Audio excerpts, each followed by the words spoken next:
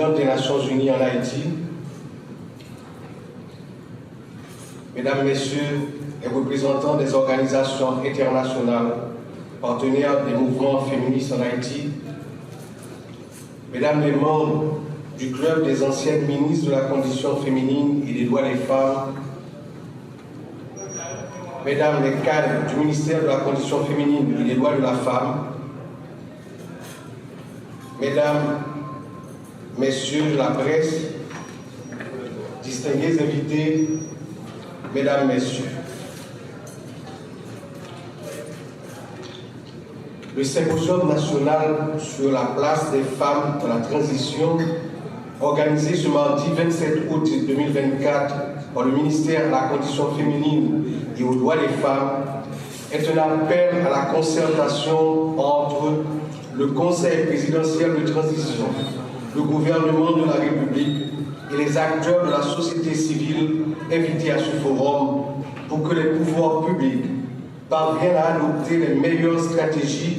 et se donner les moyens pour lutter efficacement contre les violences basées sur le genre. Ce faisant, l'État contribuera au renforcement du rôle des femmes dans la transition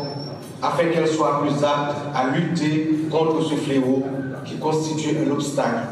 à leur autonomisation. Je suis particulièrement heureux d'être l'invité d'honneur à l'ouverture de ce symposium autour du thème « Place des femmes dans la transition, harmonisons-nous pour lutter contre les violences basées sur le genre ». Mesdames, Messieurs, si l'on tient compte du pourcentage de femmes dans la population haïtienne et du rôle éminent qu'elles jouent, les pouvoirs publics ont tout à gagner s'ils parviennent à contrecarrer, dans un premier temps, les violences basées sur le genre et, dans un second temps, à les éradiquer, libérant ainsi toutes les potentialités de la femme haïtienne pour sa pleine contribution au développement du pays. Représentant 52% de la population, dont près de 45% sont en âge de reproduction, les femmes haïtiennes dirigent environ 60% des familles monoparentales. Elles sont donc seules à permettre un accès à l'éducation, à la santé de leurs enfants dans un contexte d'insécurité où les gangs utilisent le viol, l'esclavage sexuel comme arme pour contrôler les populations des zones qu'ils contrôlent, qu'ils convoient. Sachez que le Conseil présidentiel de transition et le gouvernement de la République s'engagent fortement à extirper les gangs du territoire national.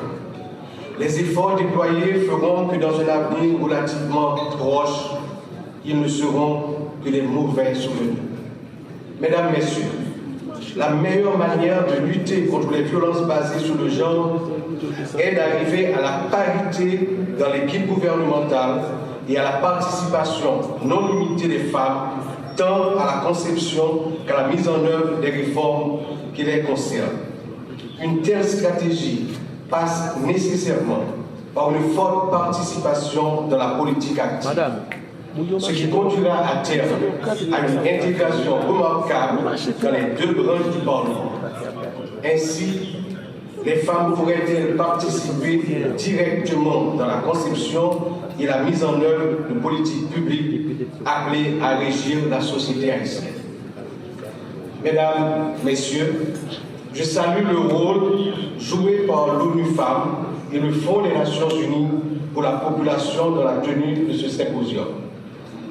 Je m'en voudrais de ne pas rendre un hommage mérité à toutes les organisations féministes et féminines qui œuvrent pour la libération de la femme afin qu'elle puisse s'exprimer, se faire entendre dans tous les débats qui concernent le présent et l'avenir de notre pays. Je remercie vivement la ministre à la condition féminine et aux droits des femmes pour cette heureuse initiative qui, j'en suis certain, constituera une étape importante dans le processus d'autonomisation des femmes et des filles d'Haïti grâce au cahier des charges qui sortiront des travaux en atelier sur les 5 chantiers de la transition. Mesdames, messieurs les participants, participantes, j'espère que les débats seront enrichissants. Ils permettront au Conseil présidentiel de transition et aux membres du gouvernement de disposer d'un outil fort intéressant pour l'adoption de mesures visant à inscrire les femmes et les filles définitivement dans la vie politique d'Haïti. Je vous souhaite à tous et à toutes bon travail.